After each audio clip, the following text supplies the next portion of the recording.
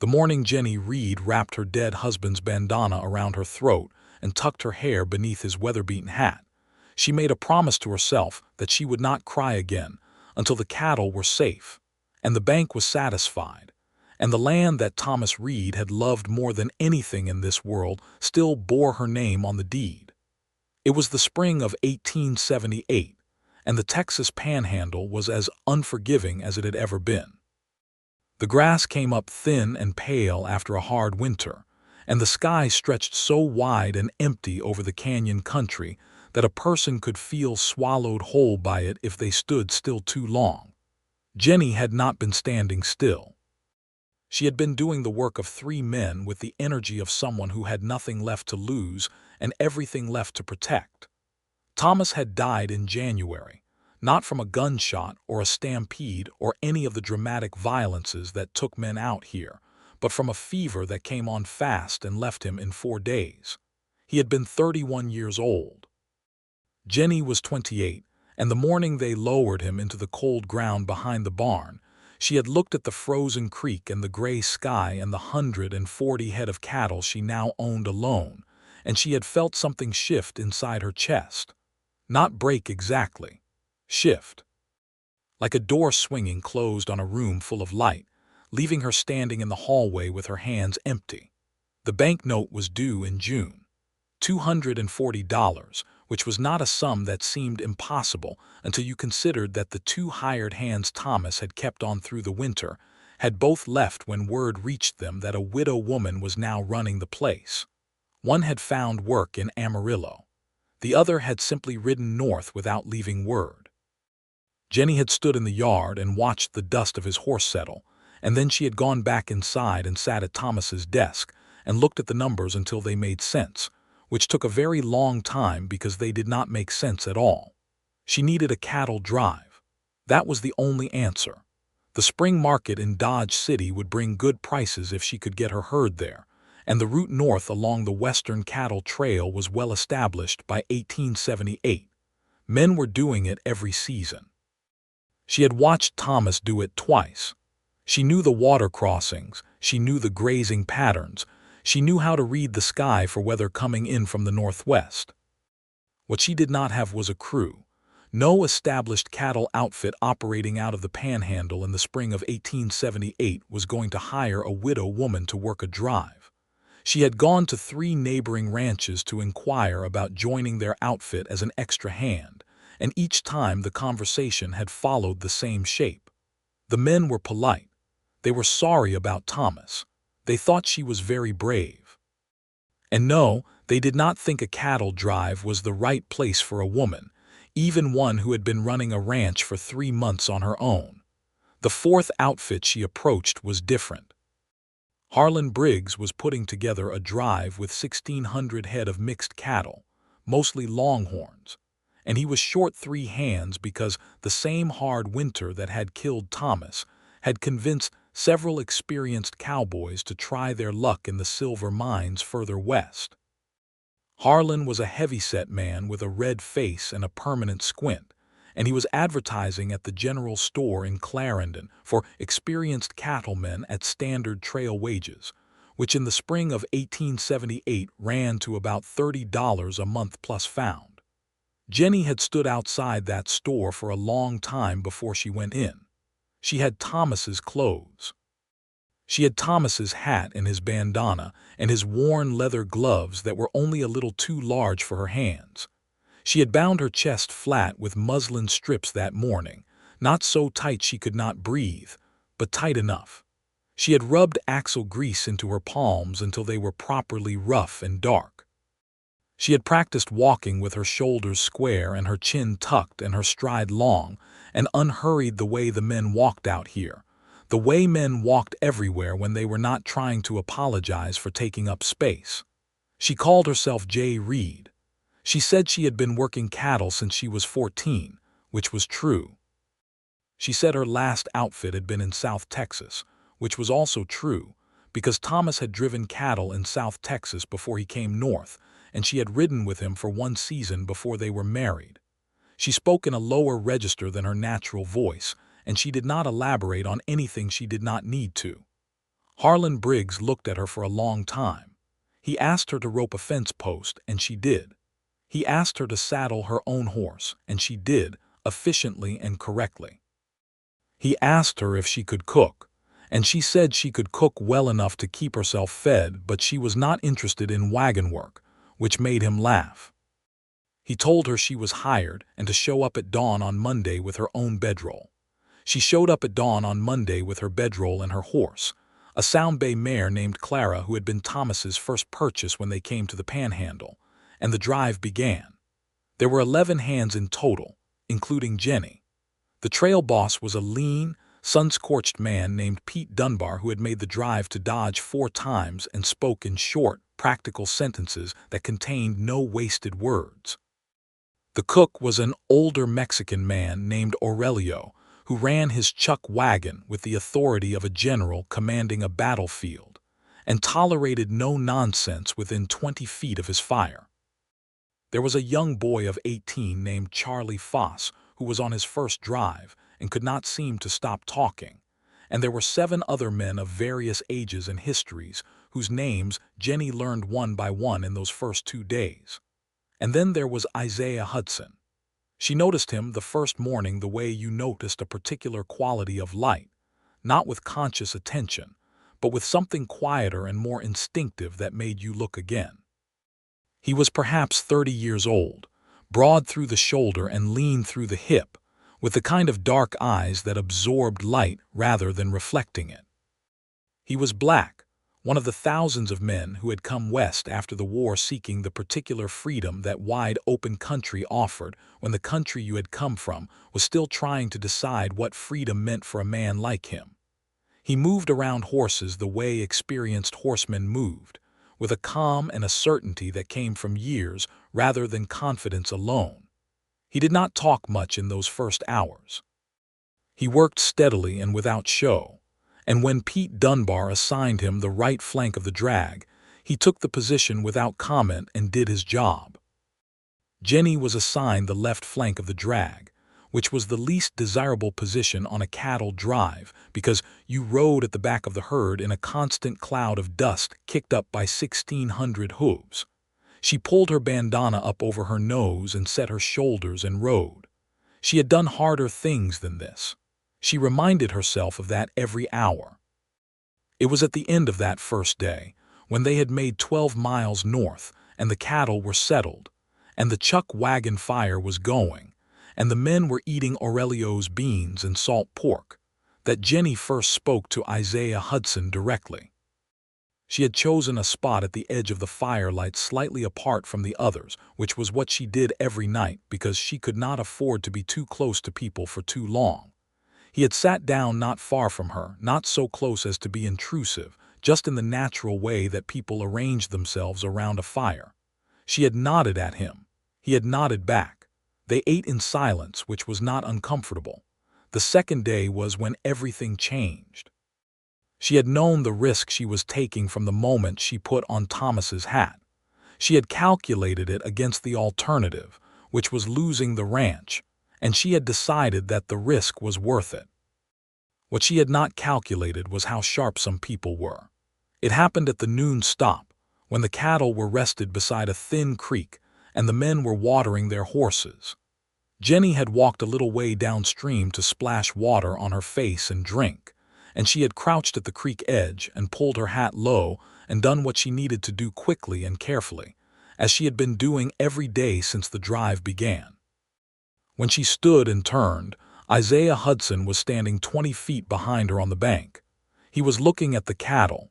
His expression was neutral, his posture easy, his hat pushed back slightly on his head. He showed no sign of having seen anything particular.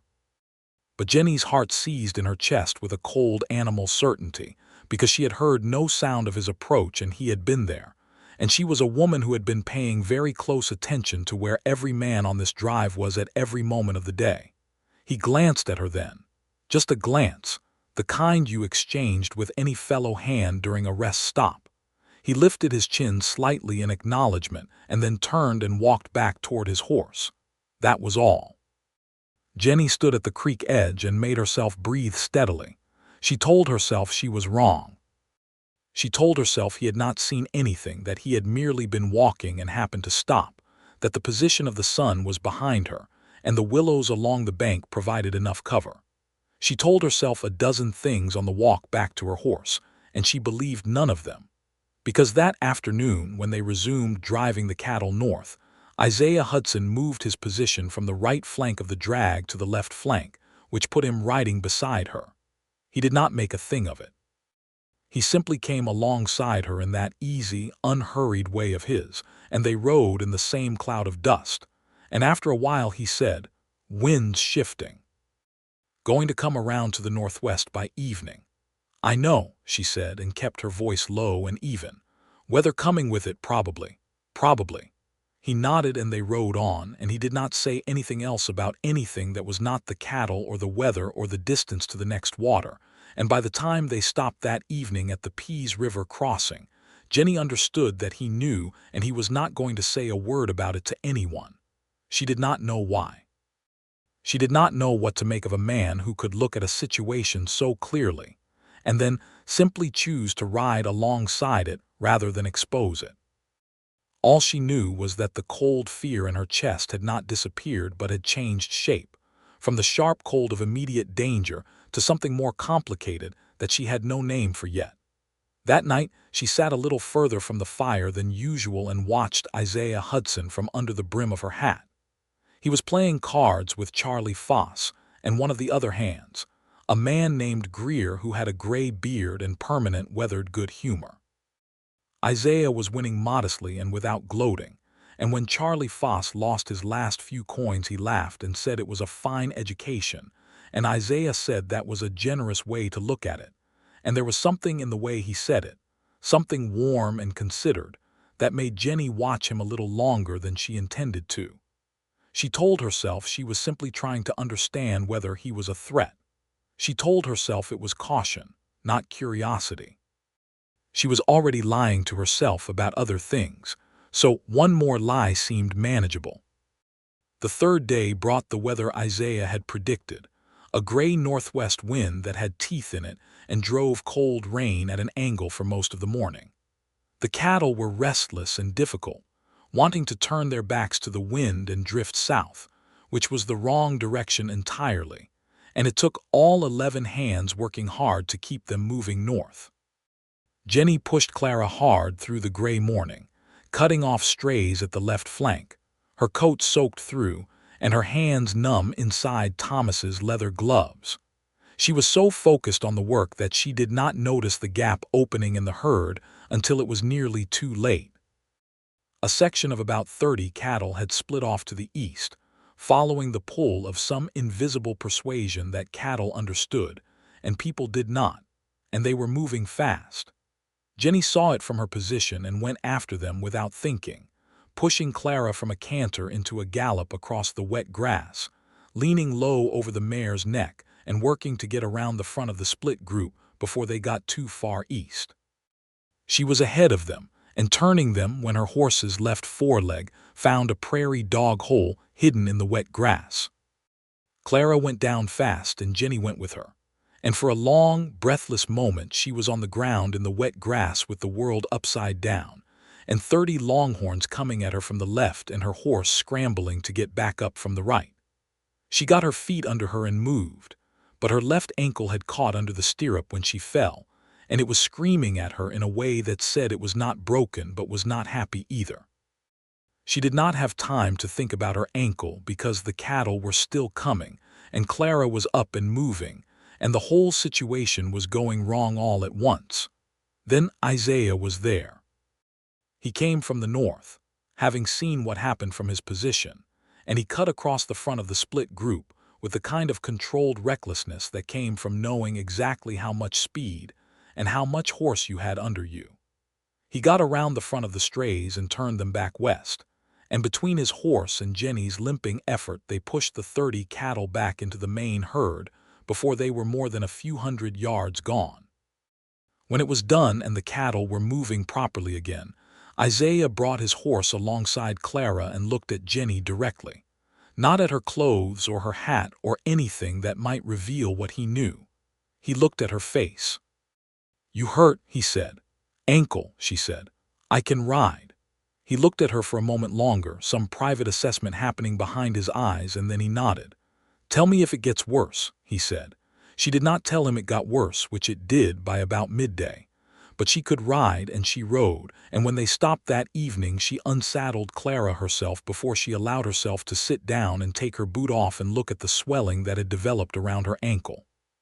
She did this in private, behind the horse line, in the thin gray light left at the end of the day. She heard boots in the grass and looked up, and Isaiah was standing there with a tin cup of something steaming. "Aurelio made willow bark tea," he said. "It helps with swelling." "I am fine," she said. "I can see that," he said, and his voice was completely serious, not mocking, and he held out the tin cup until she took it. He sat down in the grass nearby while she drank it, not looking at her, just sitting there in the manner of someone who had decided to be somewhere and saw no reason to explain themselves further. After a while he said, "That was good riding, getting around the front of that split." "Clara's a good mare." "She is," Jennie said. "Thomas picked her out himself." She heard herself say the name and felt the small interior flinch that still came with it, that would probably come with it for a long time yet. "Thomas was your husband," Isaiah said quietly. "Was," she said. He nodded and said nothing further on that subject, which was exactly the right thing. She looked at him sitting in the grass with his forearms on his knees, and his hat pushed back and the last of the gray light on his face, and she thought, quite unexpectedly, and with some alarm, that he was a genuinely good-looking man. Not in the ornamental way of someone who knew it and traded on it. In the solid, substantial way of someone who simply was what he was and did not spend any time thinking about it. She told herself the willow bark tea was making her thoughts wander. On the fourth morning the weather had passed, and the sky was the particular shade of pale blue that the panhandle sky turned after a cleansing rain, clear and enormous and almost painful to look at directly. The cattle moved well in the cool air, and the ground was soft enough to be easy on their hooves, and the drive settled into the rhythm that a well-run operation found after its first difficult days. Jennie's ankle was better, not right, but better. She rode through the morning with it wrapped in a strip of cloth she had cut from the hem of her spare shirt, and Clara was sound after her stumble, and the world felt a few degrees more manageable than it had the day before. Isaiah rode beside her through the morning without requiring her to make conversation. This was something she was beginning to understand about him, that he was comfortable in silence in the way that people were comfortable in their own kitchens, without the particular tension of someone enduring a silence they wished would end. He spoke when he had something to say and was quiet when he did not, and the quiet he carried was somehow companionable rather than exclusionary. Around mid-morning, when the cattle were settled in their movement and the land was giving them easy going, he said, "You know the trail well." "Well enough," she said. "Where did you learn cattle work?" She considered how much truth she could afford. "My father ran cattle in East Texas when I was young," she said, which was true, "and I have been working them since." "Where are you out of now?" He asked it naturally, the kind of question cowboys asked each other, filling in the geography of a person's recent history. "The Panhandle," she said. "Have a place south of here." He looked at the country moving past them and said, "You are making this drive to cover the bank note." It was not a question. She looked at him sharply, and he met her gaze without apology, just steady and honest. "You said you have a place," he said, "and you are riding drag on someone else's drive instead of your own place, which means you needed the $30 and the connection to the market, and the most common reason for that in the spring is a bank note coming due." She was quiet for a moment, then she said, "You think a good deal." "Only when it matters," he said. She could have denied it. She could have performed the casual indifference of a cowhand with no stake in anything beyond the next paycheck. But she was tired of the shapes of lies she had to hold herself inside, and something about the way he asked the question, with that quality of simply observing what was true rather than prying into what was private, made her not want to construct another false wall. "The note is due in June," she said. If I can get my cattle to the Dodge market, I can cover it and have enough left for the next season." He nodded. "How many head?" 140. They are at my ranch now. I arranged with my neighbor, old Mrs. Cathcart, to watch them while I am gone." "You need someone to drive them to Dodge after this drive ends," he said, working it through. "You get paid at Dodge, you go back to your ranch, you bring your own herd north." "That is the plan," she said. "That is a lot of country to cover alone with 140 head." "I am aware of that," she said. He said nothing for a while after that. Just rode beside her in the comfortable silence she was beginning to look forward to, which was a thing she had not anticipated, and which worried her in a small, persistent way she was not ready to examine directly. The drive continued north. They crossed the Red River at a point where it ran wide and shallow, still carrying the cloudy redness that had given it its name, and Jennie felt the emotional significance of that crossing with a clarity that surprised her.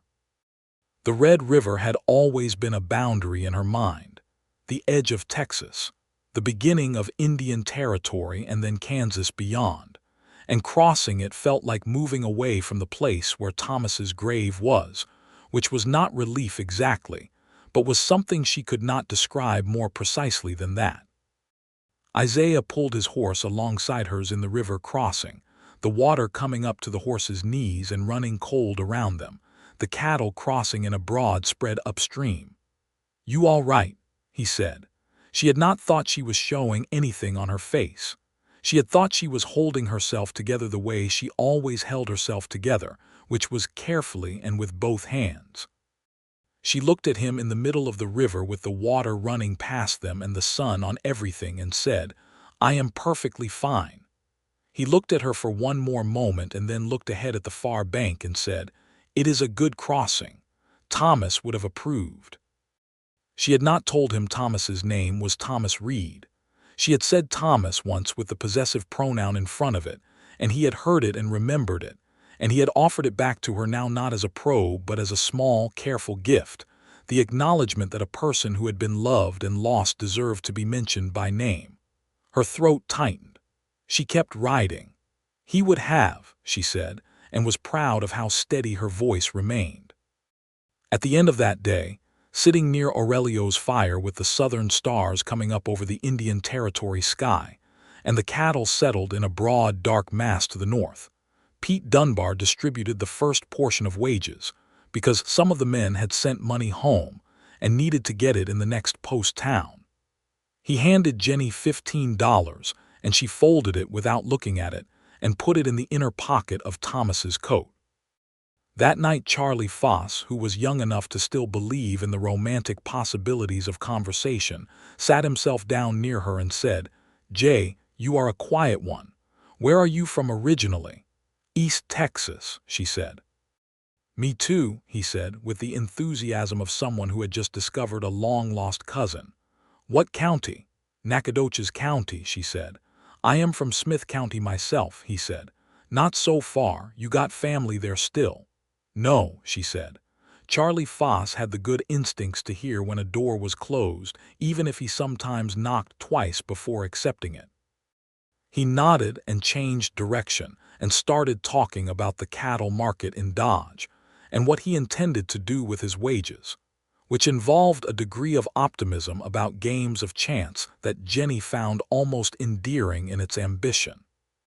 She was half listening to Charlie and half watching Isaiah Hudson across the fire, who was cleaning his rifle with the particular attention of a man who kept his equipment in good order, and she found herself thinking about the way he had ridden alongside her on the second day without a word, the way he had simply moved his position from the right flank to the left flank and said nothing about the reason, only talked about the weather. She thought about what that had cost him in terms of the natural instinct toward disclosure, the simple human impulse to say what you knew when you knew something remarkable. Any other man on this drive who had figured out what she was would have told Pete Dunbar, and probably not unkindly, but told him nonetheless, because that was what you did. You maintained the order of things. You kept the categories intact. You did not ride alongside a woman pretending to be a man and simply choose to be useful to her without demanding anything in return. But Isaiah Hudson had done exactly that. She did not know what to do with a man like that. In her experience, and she had 28 years of it, people who possessed information used it. They used it to elevate themselves or to manage others or to maintain the particular comfort of knowing more than the next person. Even Thomas, who had been a genuinely good man, had possessed a confidence in his own rightness about things that occasionally wore thin edges. He had been kind and he had loved her, and he had also been very certain that his way of understanding the world was the correct way, which was not a unique trait in men of his time and place, but which had sometimes made the house feel smaller than it actually was. Isaiah Hudson seemed to possess no such certainty. Or if he did, he held it quietly enough that it did not crowd the people around him. She went to sleep that night with the questions about him still turning in her mind, and she was mildly irritated by that, because she had a great many more practical things to be turning over. The fifth day brought dust and heat and a difficult stretch where the grass had been eaten down by an earlier herd, and the longhorns were irritable and hard to manage. They covered only 9 miles, which was short by the drive standards, and Pete Dunbar was in a terse mood by evening. He went over the maps at the chuck wagon with the particular intensity of a man reassessing his choices, and the rest of the hands stayed out of his immediate vicinity and occupied themselves quietly. Jennie was checking Clara's shoes by the horse line when Isaiah came to work on his own horse, a big dark gray gelding named Missouri who was placid and sensible and had the look of an animal that had seen enough country to find nothing particularly alarming. "Rough day," he said, checking Missouri's near foreleg. "They will improve," she said. "Once we get past the overgrazed ground the cattle will settle." "I think so too," he straightened. "Can I ask you something?"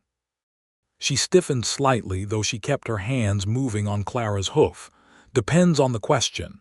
"What is your ranch called?" She had not expected that. "Reed Station," she said. "Thomas named it when we came up from South Texas. He said it was unpretentious."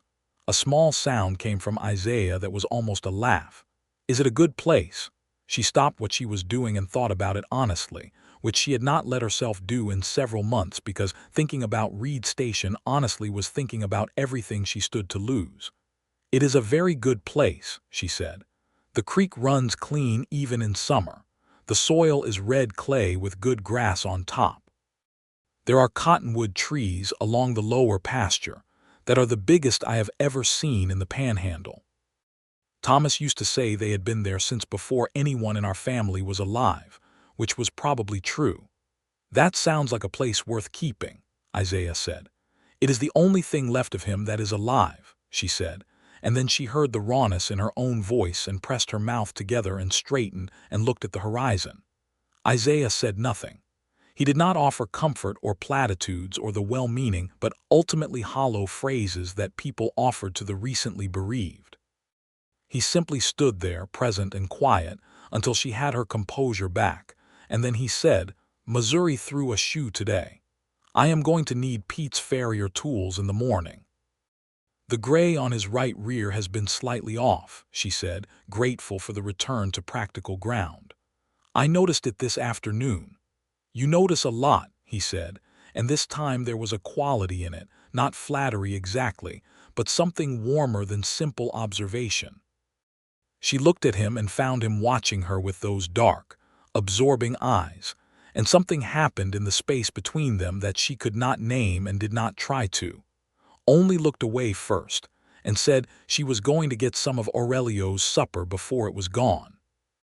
She lay in her bedroll that night and looked at the stars over Indian Territory, and told herself very firmly that she was here to save Thomas's land and pay Thomas's bank note, and that she was going to finish this drive and collect her wages and go home, and she was not going to develop any sort of feeling for any man on this drive, and particularly not the one who had seen through her disguise in 2 days and chosen to say nothing. She was almost successful at believing herself. The days that followed had their own quality of accumulation, each one building on the last, the miles adding up and the cattle settling into the drone of north-moving progress. The weather was good through most of Kansas, and the grass improved considerably once they crossed out of the overgrazed section. The days had a rhythm that Jennie found she could fall into, the pre-dawn rising and the quick breakfast at Aurelio's fire, and the long hours in the saddle and the evening camp, and the night sky enormous overhead. She found herself looking forward to riding beside Isaiah in a way that was no longer something she could attribute to any practical cause. He had stories, told sparingly and without performance, about the country he had come through before landing in the Panhandle. He had come west from Missouri in 1870, when he was 22, and he had worked cattle and freight, and one season of buffalo hunting, before he decided that the buffalo were not going to last, and he had better find something more permanent. He did not talk about his years before Missouri with any directness, but she understood from certain things he said, and did not say that those years had contained difficulties that were not his fault, and that he had come through them with a particular quiet determination to be exactly what he chose to be, and not what anyone had chosen for him. She understood something about that. She told him, in pieces and over several days, things that she had not said to anyone since Thomas died. She told him about coming up from East Texas with Thomas in the spring of 1873, both of them 23 years old, and the Panhandle opening up before them like a promise they had not fully read. She told him about the first winter, which had been genuinely terrible, and about the spring that followed it, which had been so beautiful that she had cried standing in the south pasture when the wildflowers came up through the grass. She told him about the cattle work she had learned alongside Thomas, not as the rancher's wife watching from the house, but alongside him in the saddle, and how he had sometimes laughed at her precision with a rope, and sometimes been genuinely grateful for it. She did not tell Isaiah that she had sometimes felt, in the last year of Thomas's life, that the land had grown larger in Thomas's heart than the people on it, herself included. She did not say that aloud to anyone, and she did not fully let herself think it. But it was a true thing, and it was there, and the drive north through the spring country with this particular quiet man riding beside her was doing something to it that she could not entirely account for. At some point in the second week, without any formal declaration or visible shift, the other men on the drive stopped treating Jennie as a separate entity and simply absorbed her into the general fellowship of the outfit. Charlie Foss had decided she was his particular friend and told her at length about his family in Smith County. Greer taught her a card game she had not known before, played for toothpicks rather than money. Even Pete Dunbar, who was sparing with approval, told her one evening that she was a solid hand, and he would hire her again if she wanted work. She was careful not to become too relaxed. She kept her habits of privacy intact, always slightly apart, always managing the particulars of her situation with the steady vigilance of someone who knew the stakes. But there was a pleasure in the fellowship that she had not anticipated, in being one of a group of people working toward a common thing, in the particular democracy of trail work, where what you could do mattered more than who you were. Isaiah seemed to watch this process with something that looked like satisfaction. "You like this," he said one evening. They were sitting slightly apart from the others, the fire sending up a thin, straight pillar of smoke in the still air. "The drive work." "I do," she said. "I did not expect to like it as much as I do." "It is the simplicity of it," he said. "Every day you know what you are supposed to do. Get the cattle north. Everything else is secondary." "Do you prefer it to settling?" she asked. "You have been driving other men's cattle for a while." He turned the question in the air between them before answering. "I have been looking for the right place," he said. "I had some money put aside, and I have been looking for something worth putting it toward." She had not known this and was not sure what to do with it. She looked into the fire. "What kind of something?" she said carefully. "Land," he said. "Good land. The kind that will hold cattle and hold people." He paused. "I looked at a section north of Clarendon 2 years ago, but the water was bad." "Reed Station has good water," she said, and then realized immediately what she had done and felt the heat come up in her face under the brim of her hat. He did not take advantage of the opening. He just said, "You mentioned the creek, clear even in summer, you said." "Yes," she said. They were both quiet for a considerable time after that, and neither of them said anything further about land or water or Reed Station. And the stars came up very bright over the Kansas prairie, and the cattle settled into their night sounds, and Jennie sat next to Isaiah Hudson, with the full length of everything she had not said between them, and it was the most alive she had felt since January. They reached Dodge City on a Tuesday morning in late May, which was 11 days from Clarendon and good time for the drive. The cattle were in reasonable condition, and the market was active, buyers moving through the pens with the brisk competence of men conducting serious commerce. Pete Dunbar negotiated the sale with the efficiency of a man who had done it many times and knew exactly what his cattle were worth. Dodge City in 1878 was a place that contained multitudes. The Front Street establishments were in full operation, the Long Branch Saloon and the various hotels and outfitters doing business, with the constant stream of trail hands arriving from the south. The railroad had come through in 1872, and the cattle business had come with it. And the town had the quality of a place that was very busy being the thing it had been built to be. The marshal's office kept a degree of order that was imperfect but present, and the general noise and motion of the place was overwhelming after 11 days of open country. Jennie collected her wages from Pete Dunbar on the morning after their arrival, $31.50, accounting for her partial first month and the small advance she had taken. She put it with the $15 in Thomas's coat and stood outside the cattle pens and looked at the money and felt a very complicated thing. It was enough, with the sale of her own cattle, to cover the bank note and have a remainder. She had done it. She had ridden the drive and held herself together and earned what she needed. Thomas's land was going to stay in Thomas's name, and by extension in her name, which was also Reed now and would remain so. She should have felt more triumphant. Instead, she felt tired in the deep way that comes when you have been holding on very hard for a very long time, and you suddenly know you can let go a little. She was still standing there when Isaiah found her.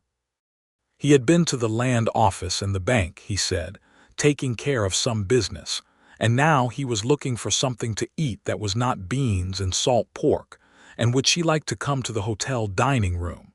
She looked at him for a long moment. She had kept the binding on her chest and Thomas's hat on her head, and the low voice in her throat for 11 days without dropping the act once, and she was standing on a street in Dodge City in 1878 with $31.50 in her pocket, and a man who knew what she was looking at her with the particular patience of someone who was going to wait as long as it took. "Yes," she said, "I would like that very much." They sat at a table in the corner of the Dodge House dining room, which had tablecloths and proper chairs and windows that let in the May afternoon light, and Jennie took off Thomas's hat and set it on the table and looked at Isaiah Hudson directly for the first time without anything between them but air. He looked at her. His expression was quiet and serious, and there was something in it that had been building over 11 days and was now simply present in the room between them. "I know," she said. "I know you know," he said. They looked at each other for another moment, and then she said, "The second day, at the creek at noon." "Yes," he said. "Why did you say nothing?" He thought about this with the genuine care he brought to things that mattered. "Because you were doing something necessary," he said, "and because you were doing it very well, and because it was not my place to undo what you had built." "Most men would have told Pete Dunbar," she said. "I am not most men," he said simply, and this was not arrogance, just the quiet statement of a fact he had established for himself some time ago. The waiter brought them food, and they ate real food, roasted beef and potatoes and bread with actual butter, and Jennie ate with more appetite than she had allowed herself in weeks because she had been careful about everything for so long that allowing herself a full plate of food felt like a kind of recklessness. Isaiah noticed and said nothing about it, just refilled her water glass from the pitcher when it was empty. She said, "What were you doing at the land office this morning?" He set down his fork. "Looking at parcels," he said. "There is a section for sale adjacent to Reed Station." She went very still. "East of your lower pasture," he said. 300 acres with a creek tributary running through it. She knew the land he meant. She knew it precisely. She and Thomas had talked about acquiring it if they ever had sufficient capital, because the tributary ran clean and the grass was excellent, and it would give the ranch a natural eastern boundary that would prevent the gradual encroachment from the Harmon family operation, which had been expanding aggressively in recent years. "You looked at my land," she said. "I looked at land adjacent to your land," he said carefully. "I have been thinking about it since you described Reed Station." Her heart was doing something she had not given it permission to do. She kept her voice level, and I would like to see it in person," he said. "Before I make any decision," he looked at her steadily. "Your herd needs to be driven north. You said you cannot do that alone with 140 head." "I said that," she agreed. "I am an experienced hand with a good horse," he said, "and I have no immediate obligation pulling me south." She looked at the tablecloth and at the butter dish, and at the window where the Dodge City Street noise was a constant presence, and she thought about all the ways this could go wrong and all the ways it could go right, and the fact that Thomas had been in the ground for 5 months, and she had not expected to sit across from a man at a dinner table and feel this particular thing so soon, which was not simple desire, though that was present too, but something more like the specific relief of being recognized. "You would need somewhere to stay," she said. "There is a room above the barn. Thomas kept it for hired hands." "That would be appropriate," he said. She looked at him then with everything she was and had been through laid flat in her expression because she was too tired to fold it away anymore. "Why are you doing this?" she said. "Not the practical reason, the actual reason." He met her gaze without flinching from it. "Because I have been riding beside you for 11 days," he said, "and I would like to keep doing it, and I think you know that already." She did know that. She had known it somewhere around the 4th or 5th day, when the knowing had settled into her chest with the quiet permanence of something that was going to be there regardless of what she did about it. "My husband has been dead for 5 months," she said. "I know," he said. "I am not in a state to be rushing anything," she said. "I am not a rushing sort of man," he said. She looked at him one more moment, and then she picked up her fork and finished her meal and said, "We will need to leave day after tomorrow to make good time back to the Panhandle." "I know the route," he said. "Clara handles well on the return south," she said. "She knows she is going home. Good horses are like that," he said. And that was how it was settled between them, without declaration or ceremony. Just the simple arrangement of two people who had found in each other something they had not precisely been looking for, but were not willing to walk away from. They left Dodge City on a Thursday morning with the sun already warm and the smell of the cattle yard fading behind them as they rode south. The ride back was different from the drive north in every way that mattered. They were two people moving through open country at their own pace, no herd to manage, no trail boss to answer to, no performance required from either of them. On the first day south, somewhere past the Cimarron crossing, Jennie took off Thomas's hat while they rode and put on the small-brimmed felt hat she had packed in her saddlebag, the one that was actually hers, dark green and shaped to fit her head properly. She shook out her hair, which fell to her collar, and put on her own hat and looked at the horizon. Isaiah did not make a remark about it. He just rode alongside her in the comfortable way he had established over 11 days, and after a while he said, "That is a better hat." "It is," she said. She had also removed the binding from her chest that morning, and she breathed easier for it. The deep, unrestricted breathing of someone who has been holding something too tight for too long and has finally let it go. They camped that first night on the open Kansas prairie, a proper two-campfire arrangement with suitable propriety, and they sat by the fire after supper and talked in a way they had not been able to talk on the drive, freely and without the particular consciousness of an audience.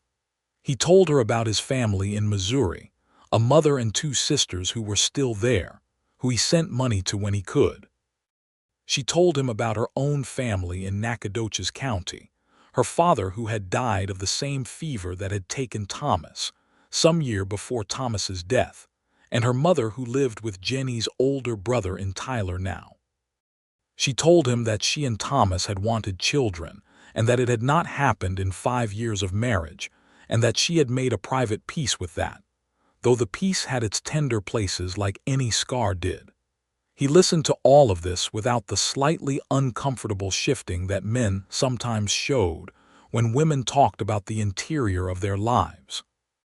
He listened the way he did everything, with a quality of full attention that felt like being taken seriously, which was something Jennie had wanted without having words for it for a very long time.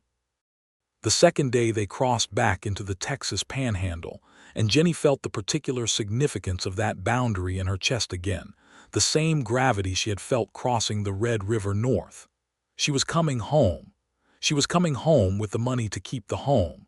"Tell me more about Reed Station," Isaiah said, as if he knew she was thinking about it. She talked about it for the better part of an hour. The layout of the range, the direction the water ran, the particular quality of the morning light on the canyon wall to the east. She told him about the south pasture and the cottonwood trees, and the way the grass came up every spring in a specific shade of green that was different from anywhere else she had been, darker and richer. She told him about the barn Thomas had built in the second year, better built than any barn she had ever seen, with a loft that caught the afternoon light through a gap in the boards in a way that made it feel like a church. "You love that place," he said. "I do," she said. "I did not know how much until it was possible to lose it," he nodded. "The adjacent section," he said, "would the previous owner sell at a reasonable price?" "Mr. Albright has been trying to sell that parcel for 2 years," she said. "He would be reasonable, I think. He lives in Amarillo now and has no use for the land." She paused. "It would be good land for a man who knew what to do with it." "It would be adjacent to good neighbors," he said. She felt the warmth of that move through her and said nothing, only looked at the country they were riding through, the red clay and the thin grass and the enormous sky doing its thing overhead. They reached Reed Station on the 5th day of their return ride, coming in from the north with the late afternoon light slanting low and golden across the pasture. Mrs. Cathcart, who was 60 years old and ran her small place to the west with the efficiency of someone who had never had the luxury of inefficiency, had kept Jennie's cattle in good order. They moved quietly in the lower pasture, their coats catching the light, and Jennie pulled Clara up at the gate and looked at them for a long moment. Everything was still there. The barn Thomas had built, the house with its wide porch facing south, the cottonwood trees along the lower pasture, the creek running clean and quick through the east corner. She became aware that she was crying quietly and without much drama, just the leak of feeling that comes when you have held the floodgates long enough. Isaiah pulled Missouri up beside her and said nothing. He sat with her while she looked at her home and let herself feel the weight and relief of having saved it, and then he handed her his handkerchief, which was clean, and she took it and dried her face and straightened. "Welcome home," he said. "Welcome to Reed Station," she said. She introduced him to Mrs. Cathcart, who came over that evening and assessed Isaiah Hudson with the frank directness of a woman who had outlasted enough foolishness to have no patience left for it. She looked him over and shook his hand, and then said to Jennie, "He seems solid," which was about the highest compliment in her vocabulary. Isaiah stayed in the room above the barn, as had been agreed. The first week back was full of the practical work of the return, paying the bank note, which she rode into Clarendon to do herself, standing at the bank window and counting out the money, and watching the clerk stamp the note paid in full with a satisfaction so pure it was almost physical. She bought feed for the coming weeks and arranged for a farrier to come out and see to Clara's shoes and Missouri's rear shoe, which had indeed needed replacing back in Dodge. Isaiah rode out to look at the Albright parcel on the 3rd day back. He rode out alone and came back in the early afternoon and put Missouri in the pasture and came to find Jennie, who was working on a fence section in the east corner. "It is good land," he said. "I know it is," she said, driving a staple without looking up. "The creek tributary runs clean," he said. "Better than I expected." She set down the hammer and looked at him. The afternoon was warm and the sky was doing its pale panhandle blue thing, and she had taken off her coat and her sleeves were rolled and she was simply herself here. No hat pulled low, no voice held down, just Jennie Reed in her own pasture. "Are you going to buy it?" she said. "I'm going to put in an offer to Albright," he said. "Yes." She felt something settle in her chest that was so large and quiet it was almost alarming. "That would make you my eastern neighbor," she said. "It would," he said. "I want to be direct with you about why." "I know why," she said. "I want to say it anyway," he said. "Because I think things said directly are better than things understood without being said." She set down her tools and faced him. The afternoon light was on both of them, and a mockingbird was going through its catalog somewhere in the cottonwood trees, and the cattle were moving quietly in the south pasture. "I came south from Dodge because of you," he said. "I looked at that parcel because it is next to your land. I want to build something here, something that is mine, that I have chosen and worked for. But I also want to be honest that you are part of why here and not somewhere else." He paused. "I am not asking anything from you. I know your husband has not been gone a year. I know you have more than enough to manage without me adding to it. But I wanted you to know what is true." She stood very still in the afternoon light and thought about Thomas, who had loved her honestly and whom she had loved honestly in return, and about the 5 years they had spent on this land, and about the morning she had wrapped his bandana around her throat and told herself not to cry until the work was done. "I appreciate directness," she said. "It is rare enough to be remarkable." She looked at him steadily. "I am not in a position to make promises about the future. I am not the sort of woman who makes promises she does not intend to keep." "I would not want you to be," he said. "But I would not be unhappy," she said carefully, "if you were here." He nodded, slow and certain. "That is enough," he said. "That is more than enough." He put his offer into Albright through the land office in Clarendon the following week, and Albright accepted within the month because he had been trying to sell that parcel for 2 years and Isaiah's offer was fair. The paperwork came through in late June, which meant that Isaiah Hudson was officially the owner of 300 acres adjacent to Reed Station's eastern boundary, which made him Jennie's neighbor in the eyes of the law and of the county, and of everyone in the general vicinity who had opinions about such things. Mrs.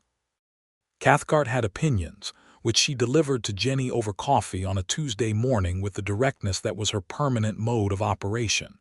"He is a good man," she said, "capable, quiet in the right ways. I have seen how he works and I have seen how he speaks and I have seen how he looks at you when you are not watching."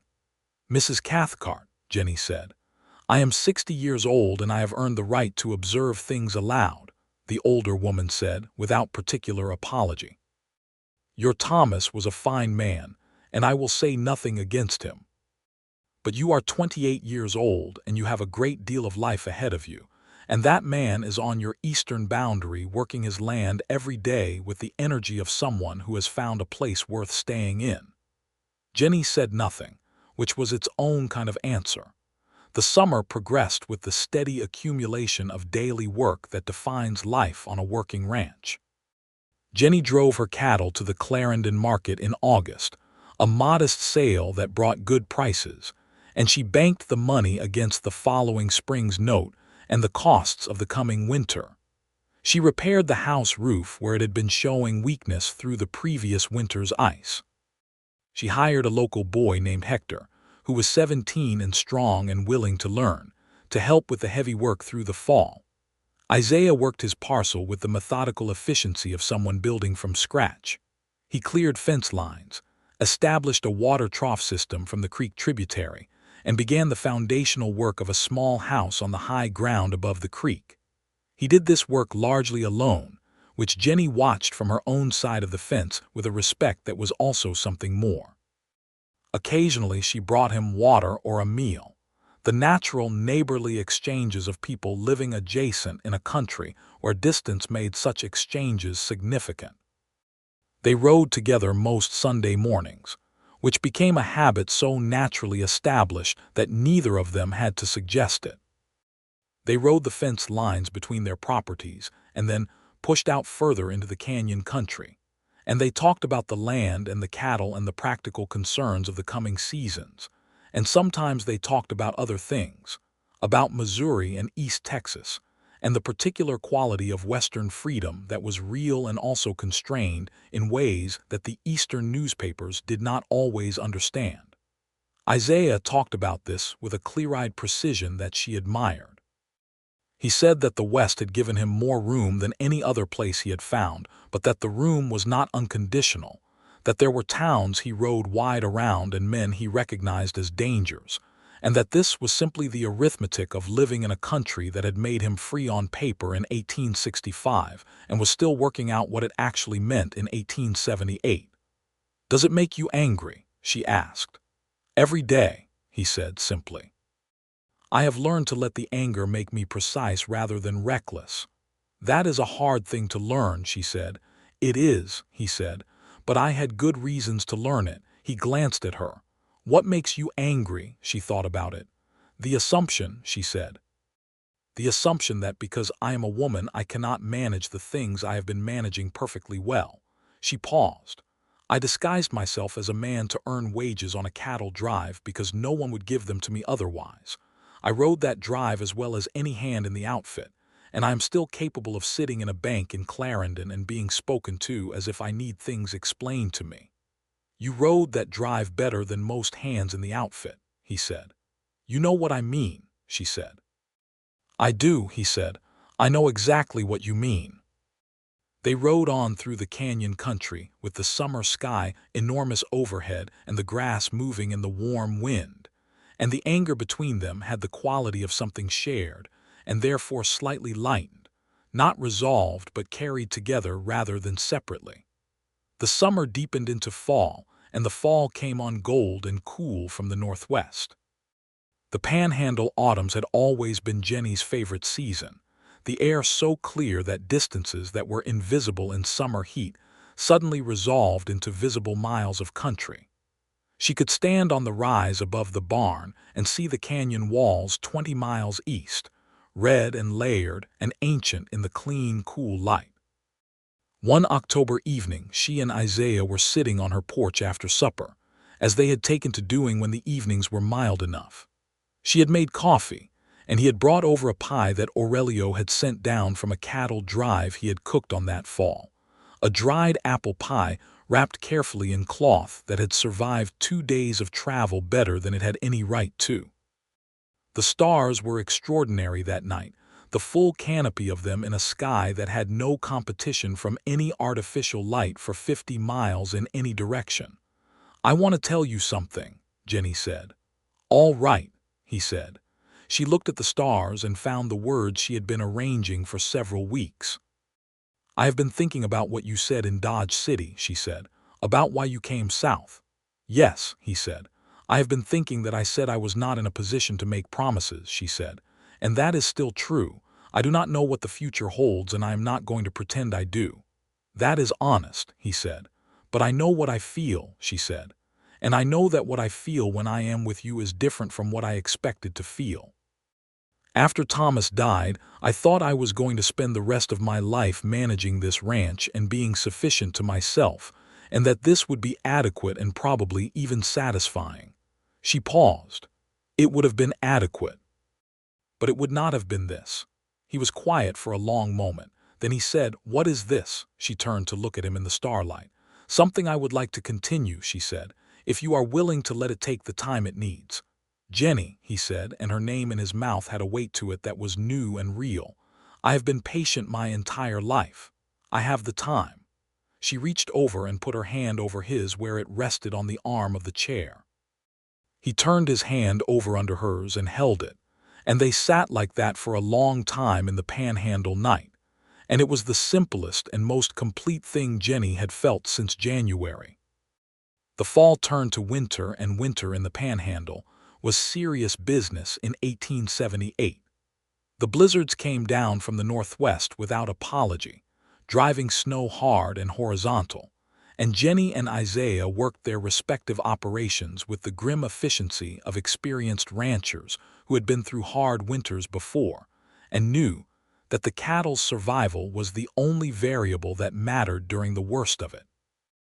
On the worst night of a January blizzard, when the temperature dropped to something frightening, and the snow was driving sideways through every gap in the barn walls, Jennie was working in her barn with the lantern held high when she heard Isaiah's knock at the barn door. He had come through the storm from his property, which was close but felt very far in that kind of weather, because 3 of his cattle were unaccounted for, and he wanted to know if they had pushed through the fence line. They had. They were in the back corner of her barn with her own cattle, which she had already established, and she was in the process of making sure every animal had hay when he came in covered in snow and ice with his coat plastered to him. She looked at him and said, "Take that coat off before you freeze solid in it." And he did.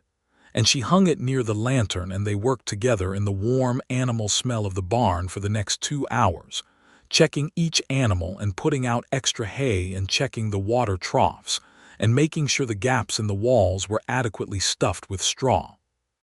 When they were done, they sat in the hay on the barn floor with their backs against a stall board and the lantern between them, and outside the blizzard was doing its worst, and inside it was warm and dim and full of the breathing of cattle and the occasional movement of Clara, who had developed the habit of nuzzling Jennie's shoulder when she sat in the hay. "You should stay here tonight," Jennie said. "You cannot ride back in this." "I can make it," he said. "You can make it back to your property because you are stubborn," she said. "But there is no reason to be stubborn when you can sleep in the barn room." He looked at her for a moment with something careful in his expression, the specific carefulness of a man who did not want to presume anything. "It is the barn room," she said. "There is nothing remarkable about it. Thomas had hands sleep in it for 7 years. "I know that," he said. "I live in it."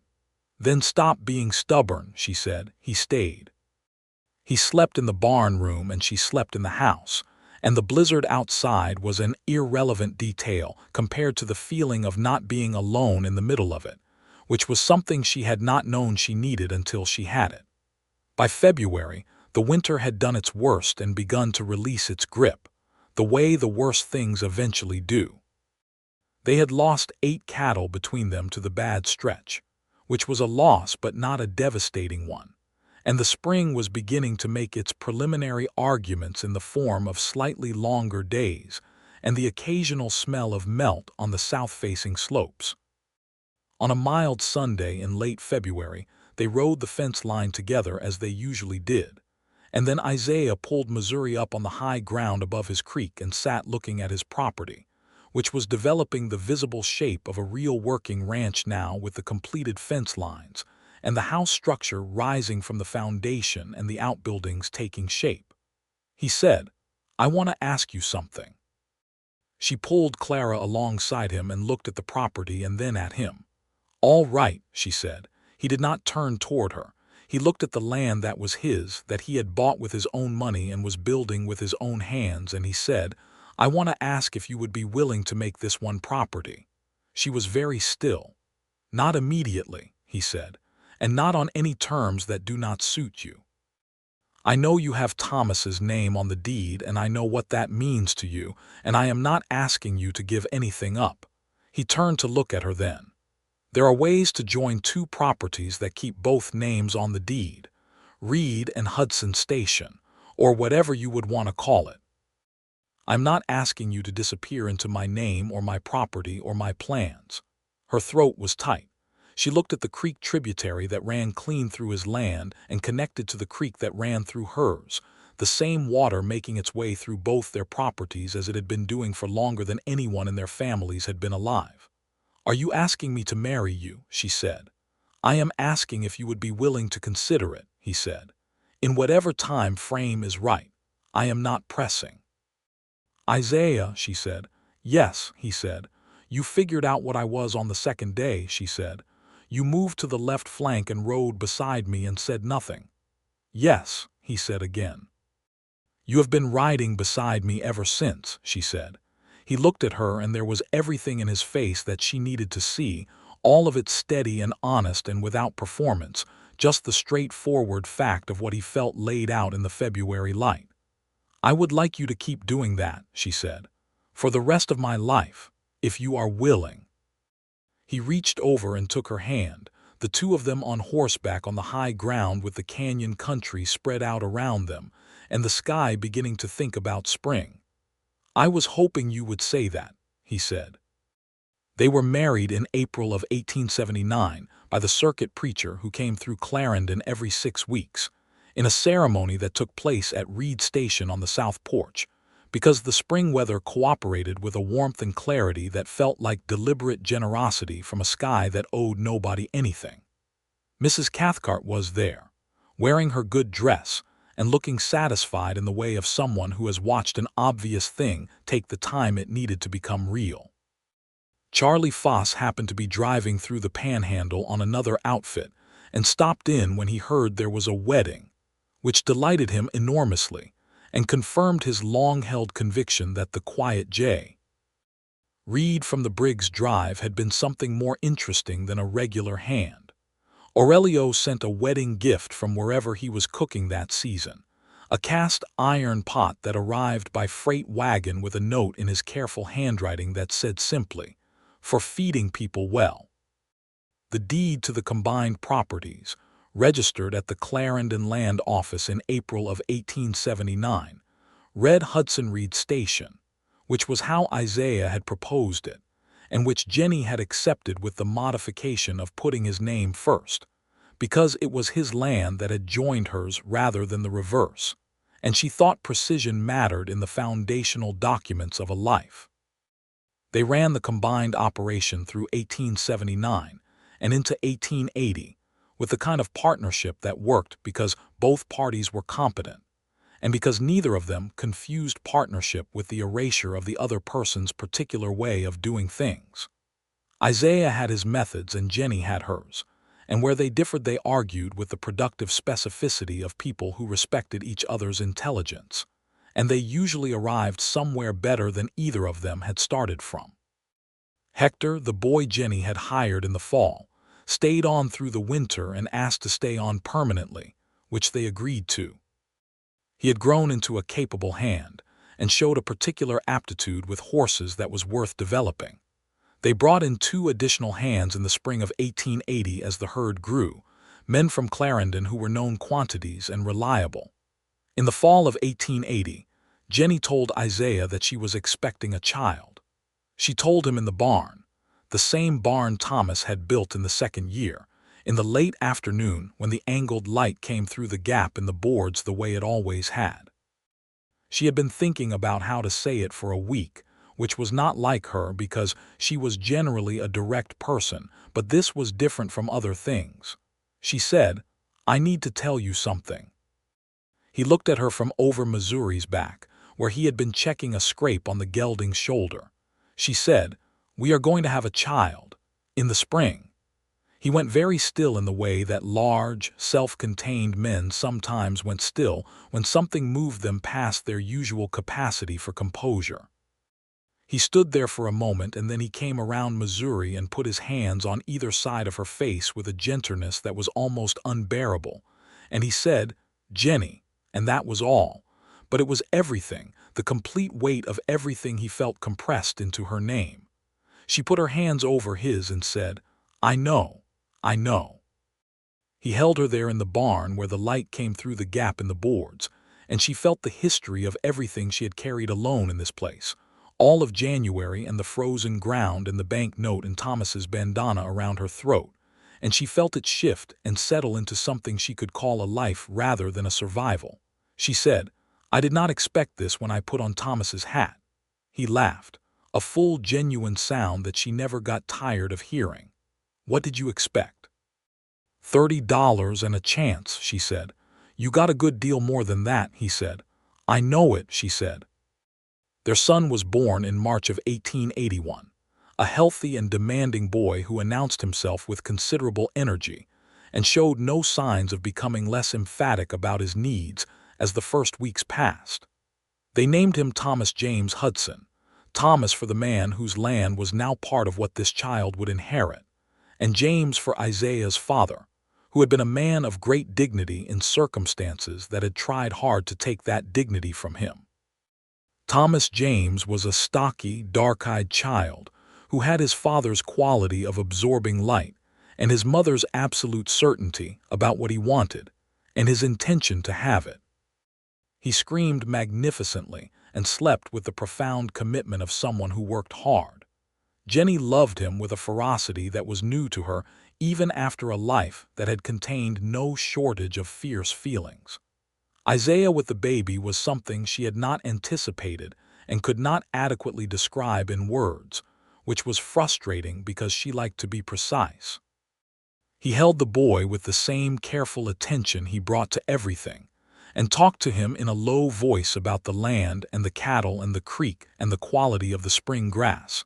And the boy looked up at him with dark, serious eyes, as if he understood every word. "He is listening to you," Jennie said one evening, watching this from across the room. "He is thinking," Isaiah said. "You can see it." "He is 3 weeks old," she said. "He is very advanced," Isaiah said with a perfectly serious expression. She laughed, and the laugh went all the way through her, and she sat in the lamplight of the house Thomas had built and looked at her husband and her son, and felt the full weight of what had been preserved here, the land and the life and the possibility of continuity, that what you loved could be passed forward to people who had not yet been born to love it.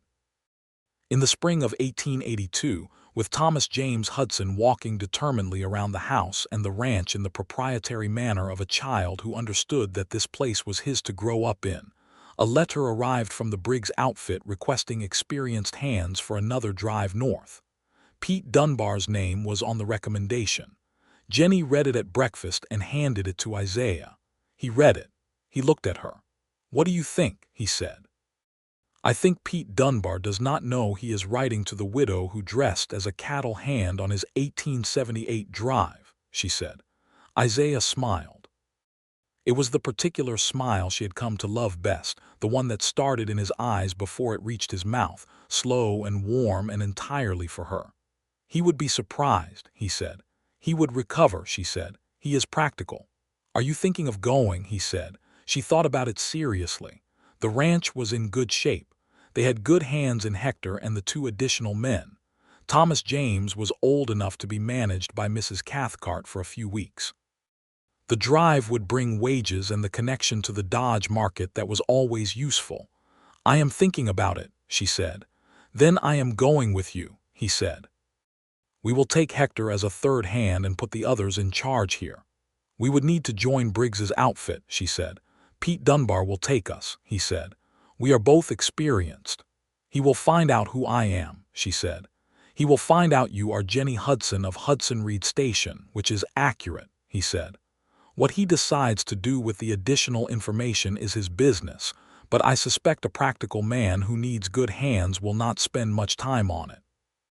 She looked at him across the breakfast table with the morning light coming in the south-facing windows and Thomas James sitting on the floor with Clara, who was now 12 years old and had developed a patient tolerance for small children that was genuinely touching. "You would ride beside me again," she said. "I would ride beside you anywhere," he said.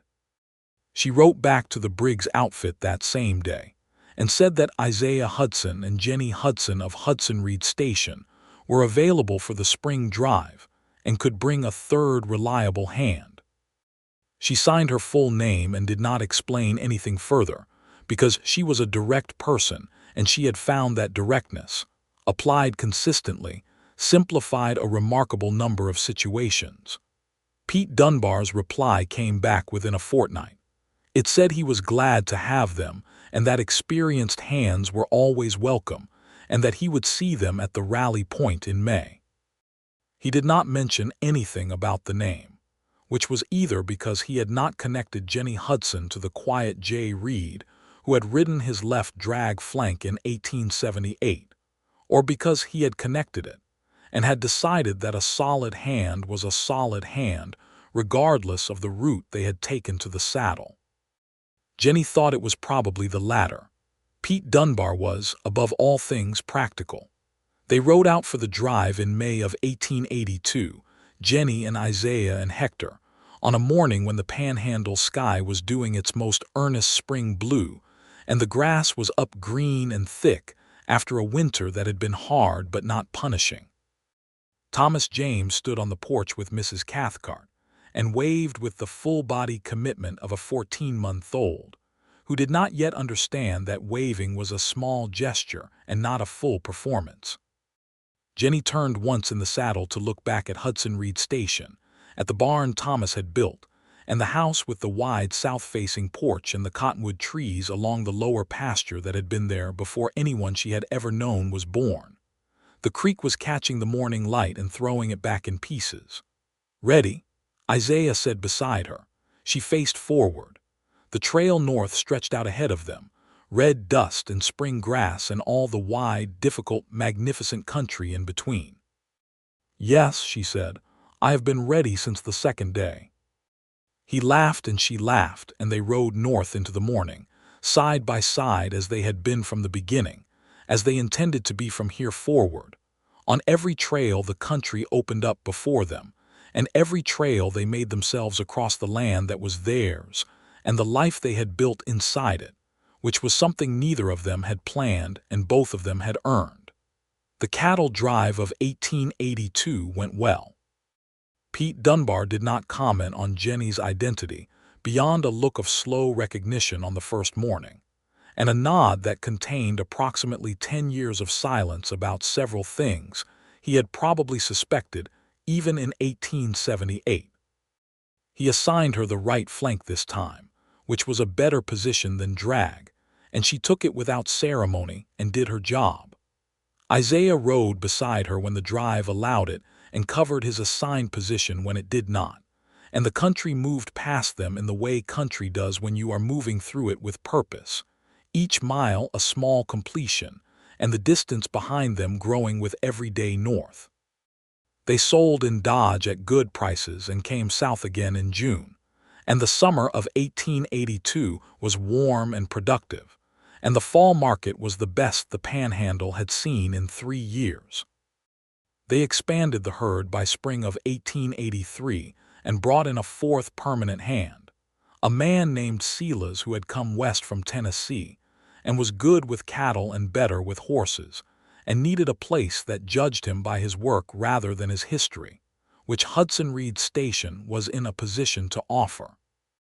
Thomas James grew into a child of alarming energy and clear-eyed perception, who knew the names of every animal on the property by the time he was 2, and was riding in the saddle in front of his father by the time he was 3. He had Jennie's directness and Isaiah's patience, which was a combination that would either serve him very well or get him into interesting trouble, and probably both at various times.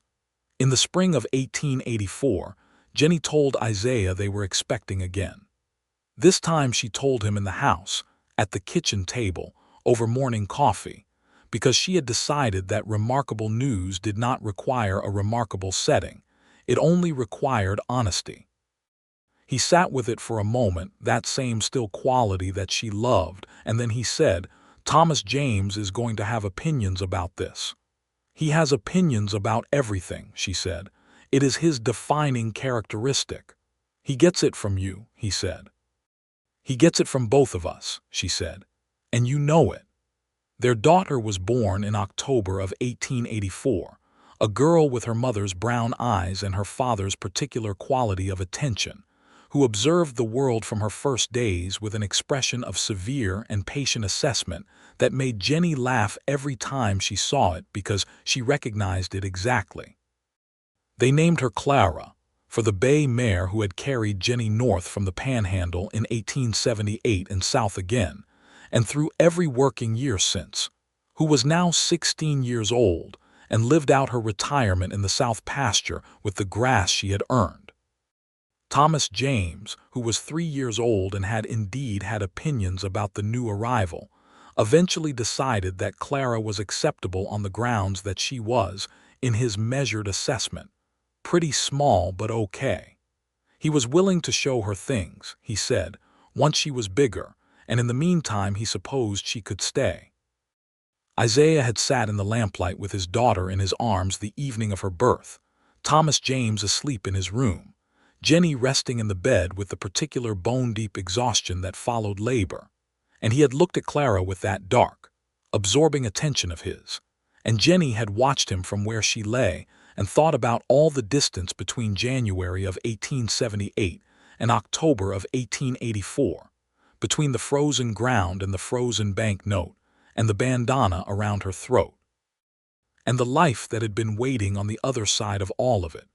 She had done one hard thing with both hands and no help, and the result had been everything.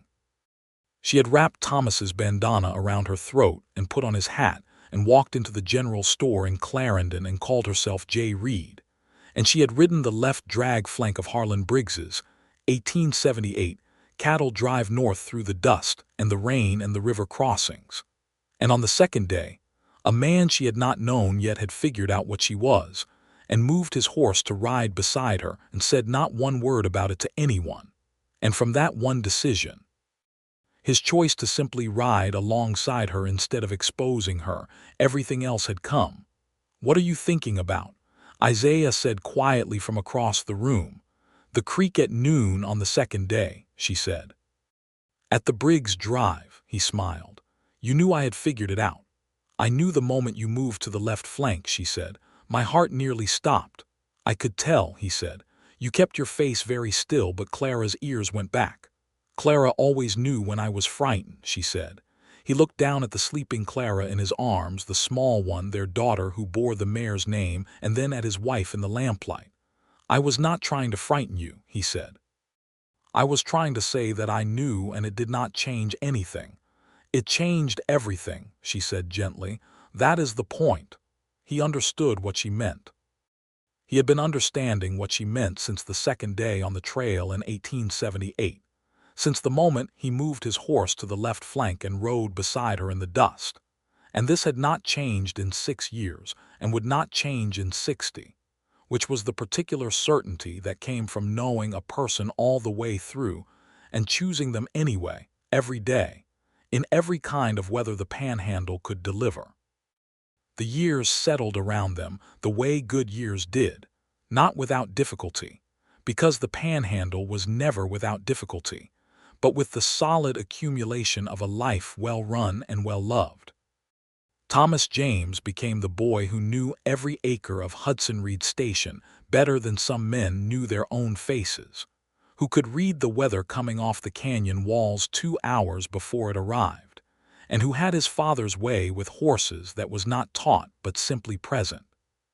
Clara grew into a child of remarkable stillness for someone of her age, who listened to everything with those patient brown eyes and spoke when she had something worth saying, which made her contributions to any conversation worth attending to. The bank note was never late again. The herd grew. Hector, who had been 17 when Jennie first hired him, was 24 now, and was as close to a foreman as Hudson Reed Station had, responsible and capable and loyal in the particular way of someone who has been treated well by an employer, and has decided to return it in kind for as long as the arrangement holds. Mrs. Cathcart remained their Western neighbor and periodic authority on all things that required the unfiltered observation of a woman who had lived long enough to see through most pretense. She liked Isaiah with a consistency that was its own form of high praise. She had tea with Jennie on Tuesdays when the season allowed, and occasionally offered opinions on things that had not been requested, which Jennie accepted with the good humor of someone who knew that the opinions, however delivered, were always offered from a place of genuine care.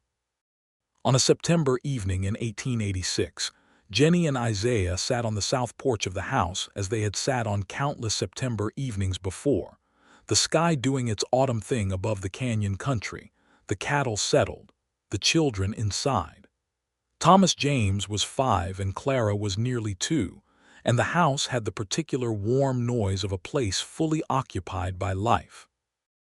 Isaiah had his coffee and Jennie had hers, and the evening air had the first real suggestion of fall's cool in it, and the cottonwood trees along the lower pasture were beginning to show the gold that came before the drop. "I have been thinking," Isaiah said. She said. "About sending for my mother," he said. "She is alone in Missouri now. My sisters have their own households. The journey is manageable by rail now and she is still able to travel." "I have been thinking the same thing," Jennie said, which was true. "There is room. Thomas James needs more people to form opinions about," he laughed. "She would like this place," he said. "She always wanted land. She told me when I left that she hoped I would find something worth staying in." "And did you?" she said. He looked at her with everything they had been and everything they were, and everything that was still ahead of them in the years the Panhandle would offer. All the seasons and the cattle drives and the hard winters and the mornings when the light came up golden across the red canyon walls and made the whole enormous country look like something worth every difficult thing it had required. "I found exactly that," he said. She reached over and put her hand over his on the arm of the porch chair. The same gesture she had made on the first October evening when she told him what she wanted to continue. And he turned his hand the same way he always did and held hers. And they sat in the September evening with the stars beginning to come up and the sound of their children inside and the land around them vast and red and their own, earned mile by mile and year by year, with nothing remaining unclosed, nothing left unresolved. Every thread pulled tight, and tied with the particular permanence of people who have found in each other the one thing that makes a life feel complete. Isaiah's mother, Miriam Hudson, arrived at Clarendon by rail in the spring of 1887 and was installed in the 2 rooms added to the east side of the house that winter for exactly that purpose. She was 63 years old and had the kind of dignity that came from having carried her life through conditions that would have defeated a lesser woman, and she took to Hudson Reed Station with a satisfaction that was evident and profound. She and Thomas James conducted an immediate and mutual evaluation of each other that lasted approximately one afternoon, at the end of which Thomas James declared her to be interesting, which was his highest available compliment, and Miriam declared him to be remarkable, which was hers. From that point forward, they were allies in the manner of people who have recognized in each other a shared quality of fierce intelligence and have decided to stop pretending otherwise. She rocked Clara on the porch in the evenings and told her stories about Missouri and about Isaiah as a boy, which Jennie listened to from the kitchen with the private smile of a woman receiving information about the man she loved that she had not been able to obtain any other way. Isaiah pretended to object to this process. He did not actually object at all.